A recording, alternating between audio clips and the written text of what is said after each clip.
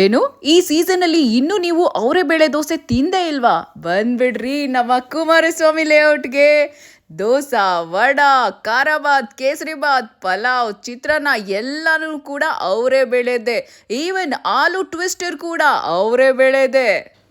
ಅವರೇ ಬೇಳೆ ಮಿಕ್ಸ್ಚರು, ಅವರೇ ಬೇಳೆ ನೋಡಿ ಫ್ರೈ, ಈ ಥರ ಡ್ರೈ ಫ್ರೂಟ್ ಮಿಕ್ಸು ಎಲ್ಲ ಅವರೇ ಬೇಳೆದು ವೆರೈಟೀಸ್ ಸಿಗುತ್ತೆ. ಚೈನೀಸ್ ಹಕ್ಕ ಬಕ್ಕ ಕೂಡ ಇಲ್ಲಿ ಸಿಗ್ತಾ ಇದೆ, ಇದರಲ್ಲೂ ಅವರೇ ಬೇಳೆ. ಬಳ್ಳಾರಿ ಫೇಮಸ್ ಕೋವಾ ಕೂಡ ಸಿಗ್ತಾ ಇದೆ, ಅವರೇ ಬೇಳೆ.